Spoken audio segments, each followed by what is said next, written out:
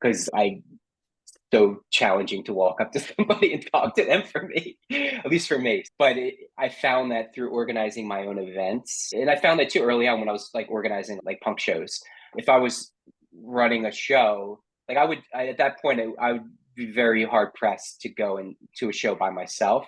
But if I was running the show, be by myself there the whole time, but I wouldn't be because people would be hanging out and talking to you and everything.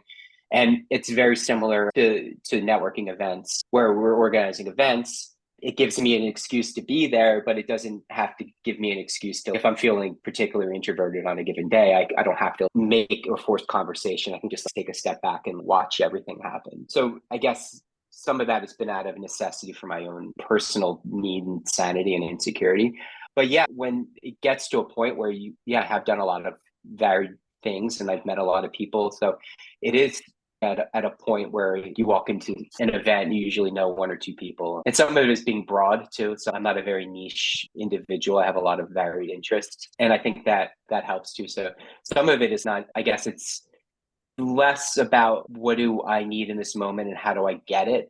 And more about not as cliche as what can I help people with? It's more, hey, just connect with people, talk about whatever, kids, music, family, yoga, whatever, and whatever books you're reading, just things that are interesting, and find that connection. And then the business will evolve. I think relationships, if you're talking to somebody and they're not the person, that they'll find out what you need and not in a pushy way, but they'll also then be the person to be like, listen, I don't really have the money to invest in your deal, but my brother-in-law like just sold his business and he really needs to put money into something like in the next 6 months. So those are the types of things that like unfold when you put yourself out there in a way that like isn't pushy, isn't salesy, and it's almost like a soft sell. I do the same thing with sales. Like I've gotten good at sales over the years, but I'm not a salesperson. And my good is really just like looking out for the person and being like, hey, listen, I know you want to buy this, but are you sure you want to buy it because it's this and this? And then once you demonstrate that, you're not hard selling them or you're not putting like this crazy demand on them to do it now. I think that really helps build trust quickly. So I think a lot of these things are deeper than just, it's more of a philosophical thing, like versus it's not something you can teach. It's more of a, hey, just try and approach the world from a perspective of observe, listen to people, think about what do they need. Can you connect the dots without trying to put yourself in the middle of a transaction? And the more stuff you do that, like it'll come back, and it does come back. And great point. I also think when you hit on something really important, the authenticity, too many people, when you go to a meetup, they can't focus in on what they're actually good at. And so they'll default to something cliche and they say, oh, I'm the mind and I'm looking for this and that. And you're like, oh, okay. Everybody is the mind, right? When they don't have like a certain skill set that they could apply to a deal. I remember when me and you first connected, it was at one of the first meetups after COVID. And I said, hey, Dennis, I have this company, blah, blah, blah. And I was very honest, right? I didn't say, hey, I'm a master acquirer. I'm buying hundreds of properties, whatever it is. I said, I have a very small fund. We raise a little bit of capital. We put deals together.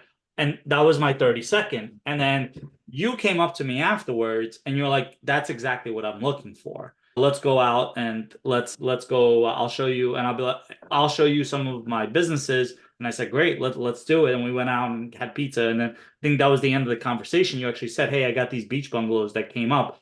At that point, I was your who, not how type of situation. Again, that deal done because that wasn't your strong suit, wasn't putting together a deal and raising capital. So having that authenticity of really zoning in and try not to be cliche, try to be super nichey, whether or not you're a property manager or you're a construction manager, you have to really be specific. So it's not just a blank, hey, yeah, I'm just really good at everything type of conversation.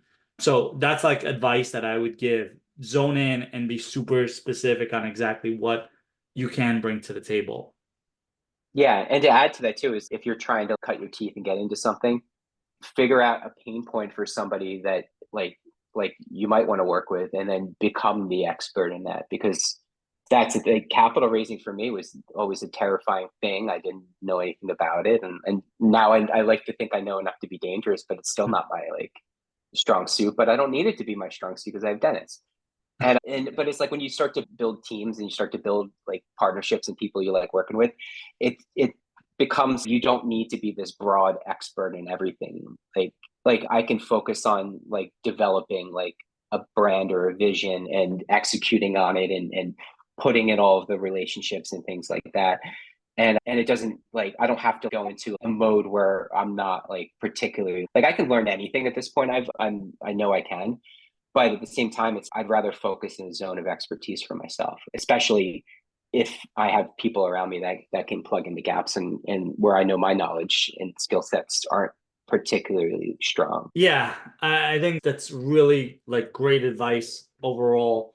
But it's coming up on top of the hour. I strongly recommend reaching out to Bret if you guys have any small business projects. Me and Bret we have a pretty, I would say, robust pipeline ahead of us, and super grateful for you taking your time.